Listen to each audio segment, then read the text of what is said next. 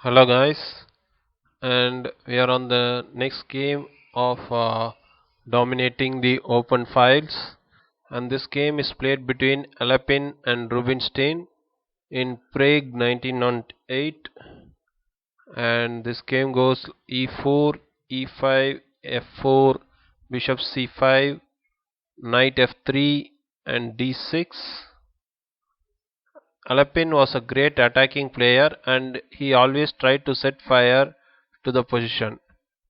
On the other hand, Rubinstein was a great strategist and decided to play carefully and patiently to tame White's aggression. Knight c3, knight c6, and bishop b5, bishop g4, and d3, knight g7.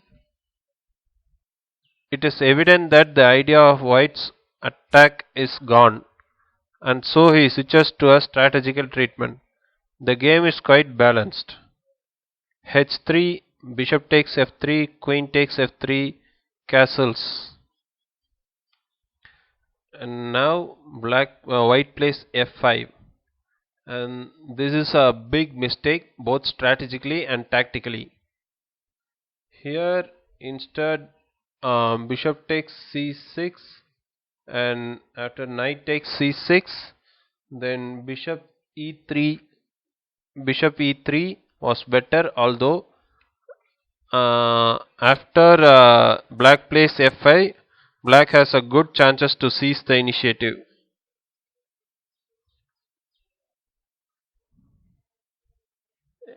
f5, after white plays f5, black goes knight d4, now queen g3, and this is a desperate move. Here queen d1 and knight takes b5, knight takes b5, c6, knight c3, and knight takes f5 is winning easily. If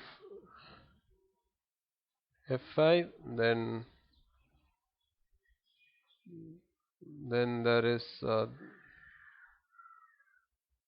this check, and after g3, so there is this. If at all this, then this comes. So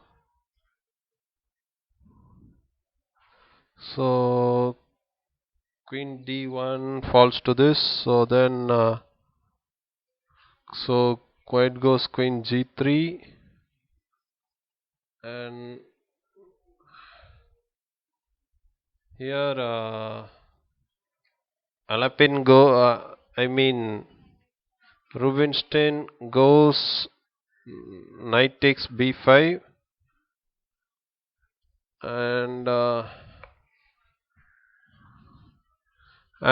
by if at all rook knight takes c2, king e2, and knight takes a1, and bishop h6 comes, and knight g6.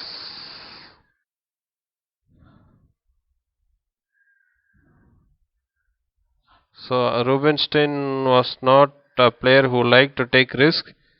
He was always more dedicated to strategy than tactics.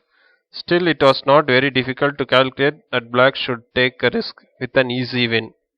But he went knight takes b5, then after knight takes b5, f6, eliminating both bishop h6 and f6 threats and preparing to play in the center. Now bishop e3, bishop takes e3, queen takes e3, d5, castles. After some mistakes from both sides, the situation has stabilized. The game shall continue in a positional manner. Black already has some initiative, and it is not difficult to guess who won. From now on, all of Rubinstein's moves are full of logic, and it is highly recommended to analyze them carefully. In the diagram position, uh, black is slightly better. He is already putting pressure on the white pawn chain, while white cannot easily do the same. If white manages to secure his pawn chain, he would have a good chance to launch his g pawn. Then attacking f6 would be connected with mating motifs. Thus, black decided to exchange queens. Without queens on the board, white's actions on the king side would no longer be dangerous for black. After exchanging queens, as in the game, black will even have a semi-open file, that is the A file, a potential crucial factor. So now c6, knight a3, queen b6, queen takes b6, a takes b6, c3, rook f d8 and rook f2, covering the second rank. Now rook d7. Black doubles on the d file first before capturing. Remember this technique. Placing the rooks first, black will wait for the right moment to capture on e4. Very often the threat is more dangerous than the execution. Here, instead, if black goes d takes e4 and after d takes e4, then rook d3, white goes knight c2, and this doesn't give much to black. Instead of rook d7, if b5 is played, this is also very good. In such positions, it is important and useful to advance doubled pawns in order to keep flexibility of pawn structure. The opponent normally should try and prevent their advance, fixing both pawns. Knight c2, rook a d8, rook e1, d takes e4, d takes e4. Here black plays knight to c8, but b5 was more precise. Before white plays a4, this pawn must be advanced. Rook fe2. a4 was better for white, fixing black b pawns. b5, black's knight eyes the a4 and c4 squares. Knight a1,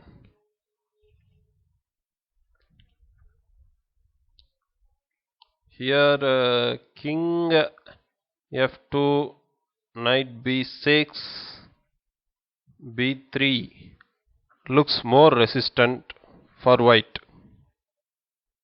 but white went knight a1 and then knight b6, now knight b3 and knight a4. A much better option for the knight. Not only does it control the c5 square, but it also targets both white pawns and cannot be attacked because the c3 pawn would fall. Also the c6 pawn may now advance. King f2, c5. Kicking the white knight away, its black counterpart will then be transferred to c5, attacking the pawn on e4 and threatening to jump to d3. Rook c2. White's pieces are cramped and focused on defense. Black strongly holds the d file. The knight is on a great square, but there is still nothing concrete. The great Nimzowitsch, a couple of decades later, in his My System, explained the principle of two weaknesses. The point is that the side with more space and more active pieces should have better communication lines. If the opponent has one weakness, it is important to create another weakness on the opposite part of the board, then simultaneously attacking both of them. One would eventually fall. The opponent would not be able to transfer his defenses fast enough. In our game, white takes care of the d file. His pieces cover the infiltration squares. Therefore, Rubinstein felt he must create another front. Now g6, fg6, hg6 and knight c1, c4, king e3, king f7, and king f7. This is a very fine move. Not only is it a good centralizing move, it also has a great psychological effect. White cannot find reasonable plan, and it is extremely uncomfortable to ideally watch the opponent improve his position move by move. Rook f1, rook d1. Black decides the right moment to invade. Rook takes d1, rook takes d1, king e2, rook d7. Keeping the rook on the first rank was also good, but black would rather control the d file. White cannot oppose this. King e3, knight c5, b3, king e6, bc4, bc4.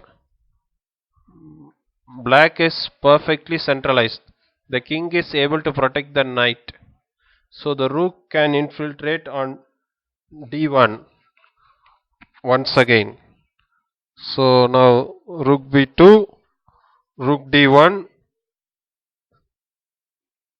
The game is over now. White will soon face a zugzwang.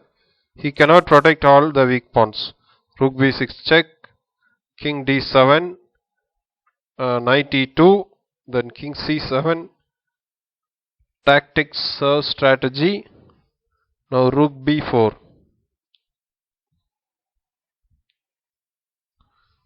Here instead, if rook takes f6, then rook d3 check, king f2.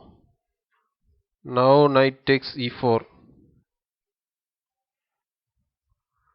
So now white goes rook b4, rook d3 check, king f2, knight takes e4 check, king e1, knight d6.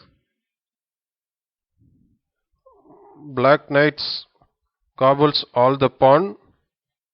Ultimately, the centralized black troops didn't give a chance to white's resistance. Now knight a4, rook a4, king c6, and rook a8, king d5, h4, knight f5, rook f8, knight e3. Once again, small and useful tactics. White's knight looks like a policeman on the crossboards with significant traffic around it. Now rook g8. If at all rook takes f6, then rook d1 check, then king f2, then rook g4, knight g4 comes. So rook g8, knight takes g2 check, king f2, knight takes h4, rook d8 check, king e4, knight g3 check, king f4, knight e2 check, king g4, rook c8, rook f3 check, and white resigned here. This game has a serious opening flaw.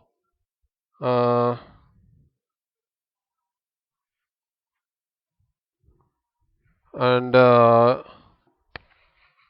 the move 10, if Rubinstein had captured the a1 rook, he would have deprived us of such a beautiful and instructive endgame. So it was possible for Rubinstein to take on c2 and take on a1 rook on the 10th move. But he didn't go for it, he went for knight takes b5. So it turned out to be a very illustrative game. Okay guys, I'll be meeting you in the next game. Thank you all.